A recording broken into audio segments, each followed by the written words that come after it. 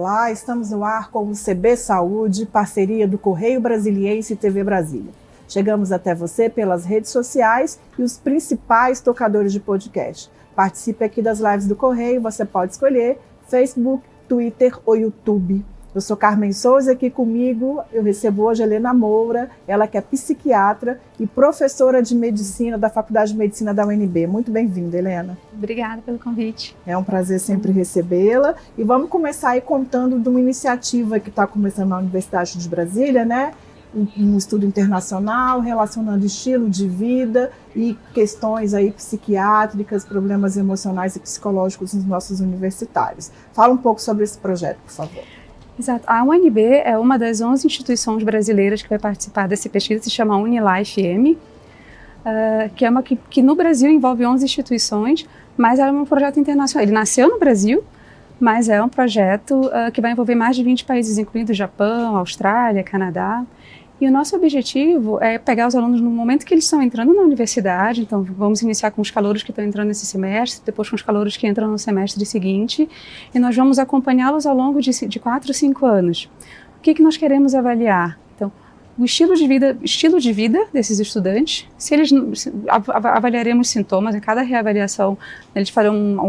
Faremos algumas perguntas, alguns testes de triagem para ver se eles se enquadram dentro de critérios para depressão, para ansiedade, para transtorno obsessivo-compulsivo e mania, mas paralelamente também avaliar o estilo de vida desses estudantes, porque hoje cada vez mais nós temos mais dados mostrando que tem uma série de hábitos de estilo de vida que atuam como fatores de risco ou proteção para adoecimento mental. A gente pode listar quais são esses principais aí que Sim. Os estudos anteriores já demonstram? Uhum. Exercício físico, um dos mais importantes. E aí, mais adiante, a gente pode talvez diferenciar o que é exercício físico e o que é atividade física, porque as pessoas ainda confundem muito. Okay. Uma alimentação saudável, sono adequado, interação social, saber gerenciar bem o estresse, cuidado com o consumo de substâncias, né, psicoativas, álcool, cigarro e outras drogas, e tempo de tela, o cuidado com o tempo excessivo de tela. Então, nós vamos avaliar todos esses fatores, porque o período de entrada na universidade é um fator, tem duas questões delicadas aí. Uma delas é que as pessoas em geral entram na universidade num período de vida que é quando os transtornos mentais começam a surgir. Então, o final da adolescência, início da vida adulta, é quando transtornos como depressão, ansiedade, transtorno bipolar começam a surgir.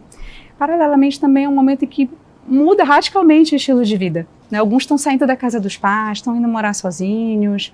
A universidade tende a ser um período...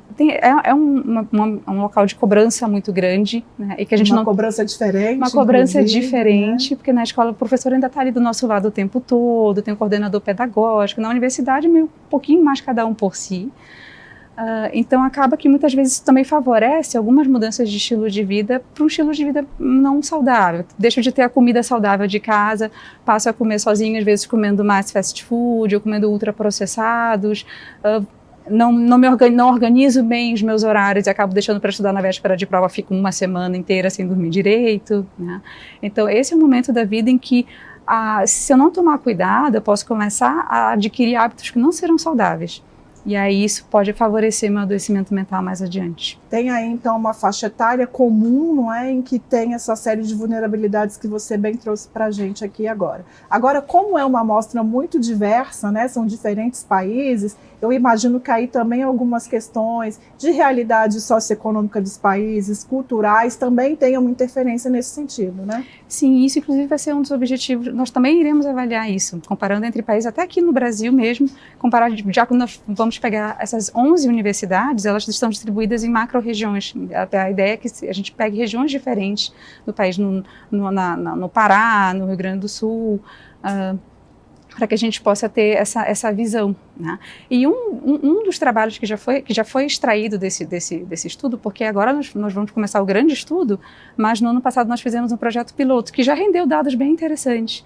E um desses trabalhos coordenado pela professora Andréa, da UFRJ, avaliou justamente isso, o fator de vulnerabilidade social e adoecimento mental entre os estudantes universitários. Esse projeto já foi até premiado, foi apresentado no congresso e foi premiado, e ele mostrou que quanto mais vulnerável a pessoa é, no sentido de não ser cisgênero, não ser da cor de pele, não ser heterossexual, branco e com boa condição socioeconômica, esses seriam os mais favorecidos. Quanto mais distante ele está disso, maior o risco para ansiedade e depressão. Você citou desses fatores de riscos todos aí que você citou há pouco para a gente pode identificar um que é mais significativo, ou quais são os que os estudos mostram que a associação com saúde mental é mais significativa, mais forte? É bem importante essa pergunta, porque até então o que a gente tem visto é que esses fatores eles têm sido estudados de forma isolada. Então tem muitos estudos, meta-análises, estudos muito importantes com exercício físico, sobre nutrição, mas a gente ainda não tem, e esse também é um dado que a gente vai querer avaliar, como é que esses fatores se combinam. Então, você vê uma alimentação, a pessoa pratica muito esporte, mas ela consome muito álcool. Tem sido uma interação cada vez mais comum, assim, por mais contraditório que pareça, né? Mas será até que ponto o exercício físico vai dar conta de cobrir o fator de risco que o excesso de álcool traz? Então, isso é uma das outras questões que a pesquisa está abrindo, que nós vamos procurar responder. O projeto piloto também foi feito, a pesquisa inicial também foi feita na UNB? Sim, também foi feita na UNB. E tem dados da UNB que você destaca, que você já tem acesso no primeiro projeto? Nós nos surpreendemos um pouco com a prevalência alta, né? Sintomas depressivos e ansiosos, de abuso de álcool, isso foi uma coisa que nos chamou a atenção. Mas também pensar que como projeto piloto também foram pessoas mais interessadas em saúde mental, que já responderam, né? São cuidados que a gente está tendo na hora de avaliar esses dados, mas sim, nós nos surpreendemos com o nível de adoecimento mental. Né? Alto. Eu vi que também os alunos de pós-graduação vão ser convidados, né, a participar da experiência. Aí imagino também que é um perfil, né, diferente, né? Às vezes a pessoa que já entrou no mercado de trabalho, da mesma forma como os relatos de que é um período também muito complicado para a saúde mental são muito comuns. Fala um pouco para a gente sobre essa amostra diferente aí, quem já passou da graduação e é um estudante de mestrado, de doutorado, como é que esses fatores estão ligados. Ele já pode estar até com um estilo de vida mais enraizado, né, que já passou todo o período da faculdade. A gente também pode ser um perfil mais maduro, assim, no sentido de já ter um pouco mais de habilidade de gerenciar estresse, gerenciar todas as demandas que a universidade traz, né? Mas, por outro lado, também pode ser um grupo que se cobre muito, porque se quis evoluir até esse ponto, né, talvez se cobre muito academicamente. E até então a gente tinha a realidade de que, né, o acesso à bolsa e o valor da bolsa era muito baixo, né? Então tinha que ter essa complementação, muitas vezes até de forma informal, né, com outro trabalho. Nós estamos com a expectativa de que esse cenário melhore agora, né, com melhora da bolsa, mais disponibilidade, tudo isso, mas ainda assim é provável que seja mesmo um perfil diferente e nós vamos procurar avaliar também cada um separadamente. E também é um período de muitas queixas de adoecimento mental, né? O período da pós-graduação, né? É um período complicado, geralmente. Mas pensando nessa amostra, e tanto o estudante da graduação como da pós-graduação, o que ele pode ser feito para que adote hábitos, não é isso, que preservem, que garantam aí a sua saúde mental? Paralelamente, claro, a gente não pode também só ficar assistindo tudo isso, né, tendo acesso a esses dados, ainda que parciais, se assustando e ficar de braços cruzados. Então, nós já estamos tomando algumas iniciativas também de alguns projetos de extensão, de alguns manuais de estilo de vida. O UFRJ já elaborou um manual que nós vamos adaptar para a UNB também, que exatamente dá essas orientações para os alunos, os sinais de alerta, como começar a detectar quando você já pode estar adoecendo, cuidados que você pode ter para ter um bom sono, para ter uma alimentação adequada, os cuidados com o exercício físico. A universidade oferece isso muitas vezes, a UNB tem uma série de atividades que são ofertadas gratuitamente. Então, primeiramente, informar a população acadêmica. Na semana que vem nós teremos o acolhimento, a semana de acolhimento, e eu vou coordenar isso, e eu vou falar com os alunos exatamente sobre esse tema, para já no início, no momento que eles já estão chegando, já alertá-los para esses riscos e dos cuidados que eles vão ter que ter. É uma geração que tem essa percepção assim muito clara, né? Porque tem também, eu acho, que uma prática, a gente até pode falar da diferença de exercício físico que você trouxe há pouco, assim, uma importância, um reconhecimento da prática disso, mas ela tem, claro, as complicações, os desdobramentos disso para a saúde mental a longo prazo? Até que é uma geração que já tem até um pouco mais de letramento sobre saúde mental também, né? O que é ótimo, assim, já nos poupa muito trabalho, já é uma geração que chega com menos preconceito, né? Com menos estigma de ajuda, contra a saúde mental, já estão sabendo pedir mais ajuda.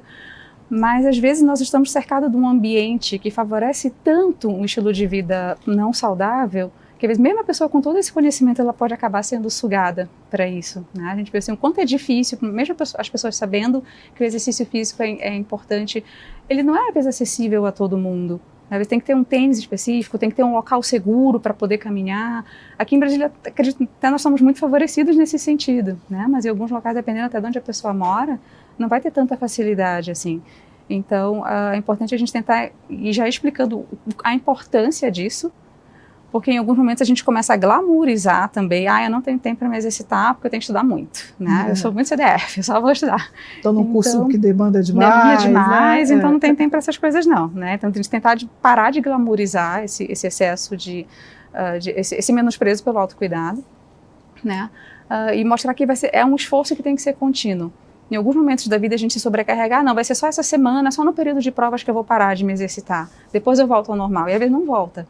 Porque depois que você desacostuma para pegar o ritmo de novo, é difícil, né? Aí a gente está falando de exercício físico. Vamos fazer a diferenciação com a atividade física? O exercício físico, ele é estruturado, ele é programado, ele é ritmado, ele tem, em geral, é um tipo de exercício repetitivo e que ele tem que ter uma duração mínima, uma continuidade.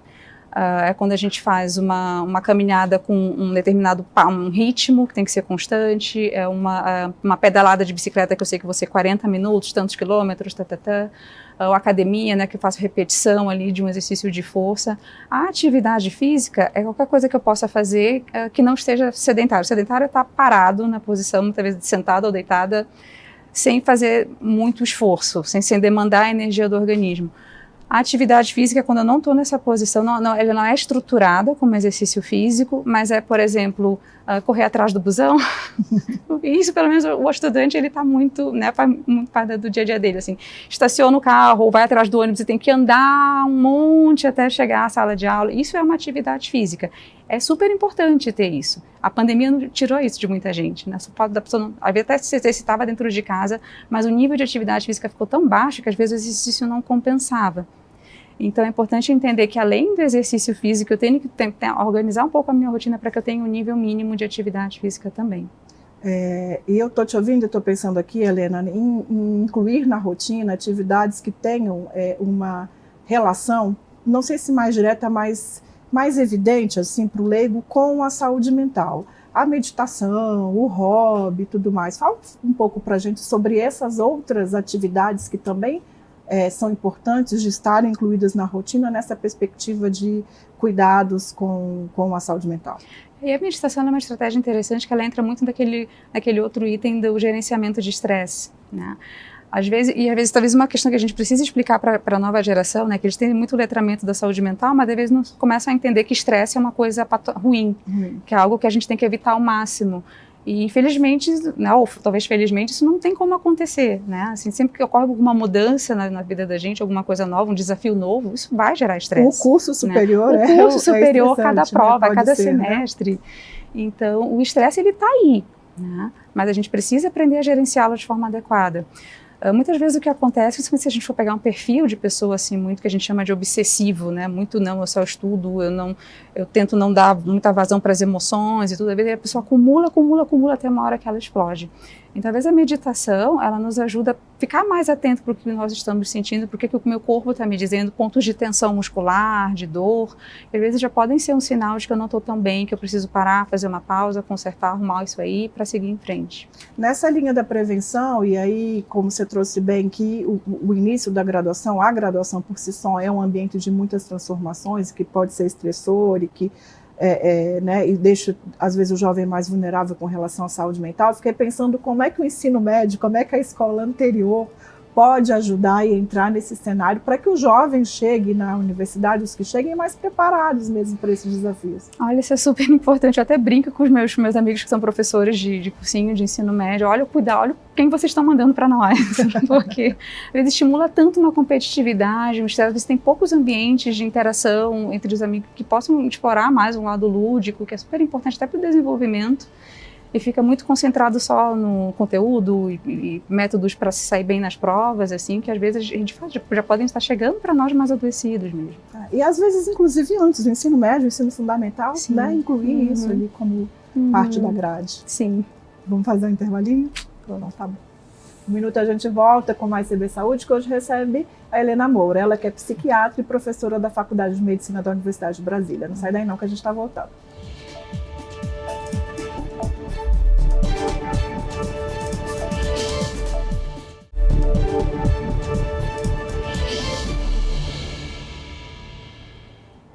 A gente volta com o segundo bloco do CB Saúde, que hoje recebe a Helena Moura, ela que é psiquiatra e professora da Faculdade de Medicina da UNB. Helena, quem está entrando na universidade, quiser ingressar e participar da pesquisa, como é que vai ser feita essa seleção? São alunos de qualquer curso da graduação e da pós-graduação? Como é que são aí? Como é que é o perfil aí desses participantes? Sim, qualquer curso, de qualquer aluno que esteja entrando na universidade agora, né, nesse primeiro semestre. Então, nós vamos disponibilizar o link, porque é uma survey online, a pessoa acessa pelo link, tem lá todas as perguntas, o termo de esclarecimento livre, o termo de consentimento livre esclarecido também para ser respondido. Quem for menor de 18 anos pode pedir para os pais responderem, o termo de assentimento. Responde, a survey leva em torno de 20 minutos, mais ou menos. E alguns deles, em seguida, podem ser convidados a participar do caso controle, também que nós vamos fazer. Nós vamos selecionar um grupo daqueles que não fecharam critério para transtorno mental, comparar com aqueles que fecharam, que foram rastreio positivo para algum sintoma psiquiátrico. E aí nós faremos testes de esforço físico, esforço e força física. Para entrar o estilo de vida. Para ver exatamente se tem a diferença entre esses dois grupos. E aí esse pessoal vai ser acompanhado ao longo aí de também toda a graduação. Serão acompanhados, sim. Bem, vamos mudar saindo da pesquisa da UNB, mas ainda falando da saúde mental. No finalzinho do mês passado saiu uma pesquisa na Lancet, que é uma revista científica aí muito importante mundialmente, e com um dado também que chama muita atenção, um estudo global, prevendo aí que metade da população mundial vai desenvolver um distúrbio de saúde significativo até completar 75 anos de idade. Essa é a realidade brasileira, você avalia, estamos aí também nesse cenário tão, no mínimo, de alerta. Sim, nós temos percebido que desde a pandemia, né, essa demanda cresceu. Isso pode ter uma série de fatores envolvidos, né? A questão das pessoas estarem mais informadas, nesse caso especificamente, de ter sido uma situação extremamente traumática para muita gente, seja pelo luto, seja pelo período que ficou isolado, pelas oportunidades que perdeu, né? Então isso vai ter consequências, está tendo consequências a longo prazo, né? E também talvez nós estejamos adotando cada vez mais estilos de vida que favorece esse tipo, né, que é um fator de risco para o adoecimento mental também. Então, tempo de tela cada vez maior, uso excessivo de mídias sociais, cada vez mais nós temos percebido que também é um fator de aumento de sintomas de ansiedade e depressão. Então, são uma série de aspectos que nós temos que tomar cuidado, e claro que isso também pode diferir de um país para o outro.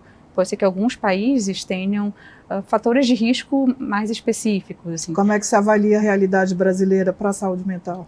Então, aqui nós temos uma série de fatores sociais que são fatores de risco também. As dificuldades econômicas, a questão até mesmo de discriminação racial, que até então era um tema que parecia que nem existia, né? Cada vez mais nós temos percebido quanto isso é presente, quanto isso afeta a vida das pessoas. A questão de discriminação também relacionada a gênero, né? Então, países que têm mais violência contra a mulher, essas mulheres elas também só têm uma chance maior de adoecimento, os filhos dessas mulheres também, né? Então, tem uma série de fatores sociais muito presentes, eles são fatores de risco importantes também. Inclusive, é uma questão interessante, assim, misturando um pouquinho o tema do Covid também, né? Que a gente percebe, por exemplo, para vírus que estão passando por uma situação de uma crise econômica, uma crise sanitária, os fatores sociais, o poder deles, a importância deles como fator de risco aumenta. E às vezes intervir diretamente nessa questão social, no curto prazo, ela é tão importante quanto investir em cuidados de saúde. Então, por exemplo, quando eu estou lidando com uma população que ficou economicamente muito vulnerável em razão de uma crise, o auxílio social ele pode ter um fator importante na prevenção do suicídio. Não só deixar mais psiquiatra disponível, psicólogo disponível, a pessoa precisa do recurso financeiro. Então, disponibilizar esse recurso pode ser um fator de proteção importante. Imediata. Né? Isso.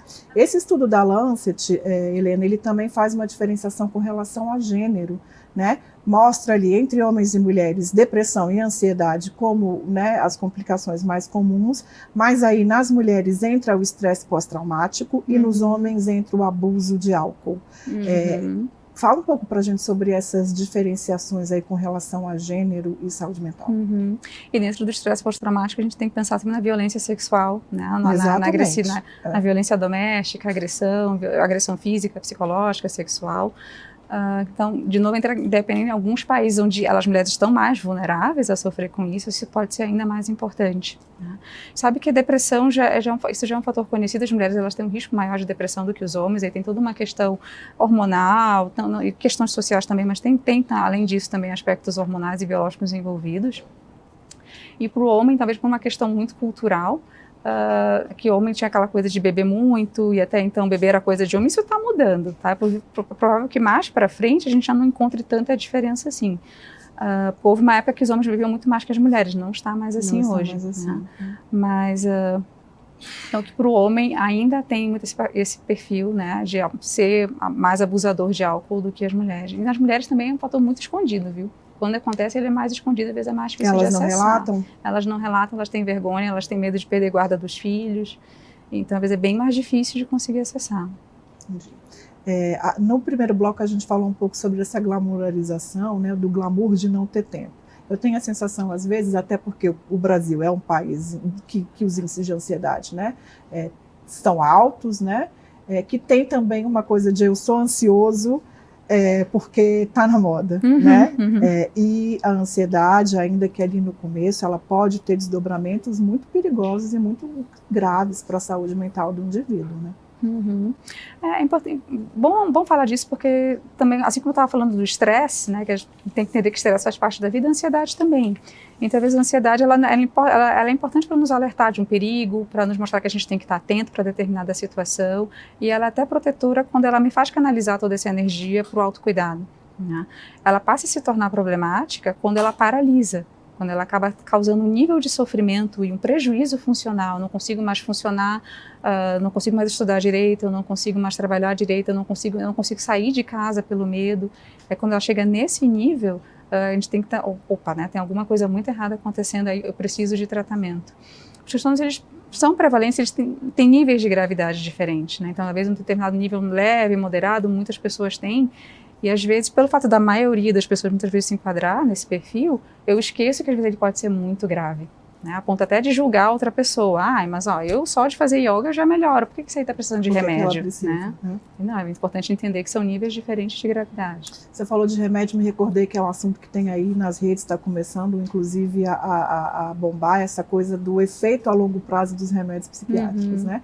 Porque, de uma certa forma, também dizer que a tarja preta hoje parece que virou moda, né? Mas a gente está falando de um tratamento aí que são tratamentos a longo prazo que têm consequências para o indivíduo, né? Né, Helena? Sim. Acho que um dos temas que foi muito abordado nessa reportagem foi sobre a questão da disfunção sexual, né? Isso é um fator bem conhecido, assim, os antidepressivos reduzem muito a libido.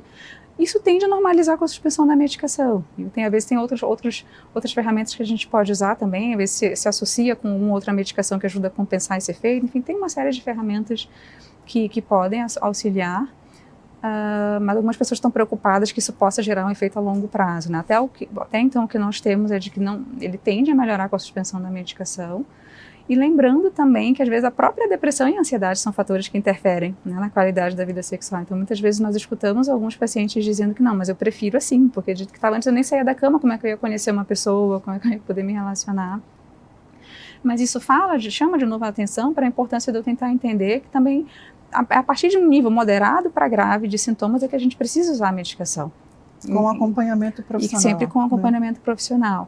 E muitas vezes associado também com outras modalidades. Eu fiquei preocupada que eu me lembrei de uma outra pesquisa também que saiu recentemente, que fala que a maioria dos pacientes, dos brasileiros que fazem tratamento para a saúde mental é apenas com medicação. Eles não fazem terapia, não usam de outras modalidades que são extremamente importantes também para a melhora. Então, às vezes, contar só com, às vezes, prescrever para quem ainda não precisa. Então, para quem contar apenas com esse recurso, muitas vezes pode acabar fazendo com que o tratamento se prolongue por mais tempo do que o necessário, ou chegue a doses mais altas do que seria necessário. Essa pela falta do combo aí de cuidados, Sim, né? A exato. gente está caminhando para o final, infelizmente, Helena, mas queria que você deixasse aí para quem está nos assistindo, reforçasse a importância da saúde mental, e acho que nesse momento mais ainda, porque a gente está chegando em setembro, né? Setembro amarelo de prevenção ao suicídio, que deixasse esse recado aí sobre a importância da saúde mental para quem está nos assistindo agora e vai assistir mais tarde. É importante, a nossa saúde mental, ela é importante. Não só, eu digo não só para a saúde, assim, às vezes pensando um pouco novamente nos alunos universitários, penso assim que eles estão gastando tempo, perdendo tempo quando eles não estão estudando, estão dormindo bem, estão se exercitando, e na verdade, quando eu adquiro alguns hábitos, eu gero um nível de proteção, eu melhoro o meu funcionamento, minha capacidade de aprendizado, e estou na verdade ganhando tempo. Porque depois, quando eu sentar para estudar, eu vou conseguir aprender muito mais fácil do que se eu não tivesse dormido bem, não tivesse com a rotina de exercício em dia. Então, pensando agora no Setembro Amarelo, a gente pensar que a gente cuidar do nosso estilo de vida em geral também é um fator de proteção, porque o suicídio está muito ligado a um transtorno mental, principalmente depressão e transtornos ansiosos. Então, cuidar da minha saúde mental também é uma forma de prevenir o suicídio. Muito obrigada pela sua participação no Sobre Saúde. Obrigada. Obrigada a vocês também que nos acompanharam aí em mais um bate-papo semanal pela saúde e pelo bem-estar. Até a próxima.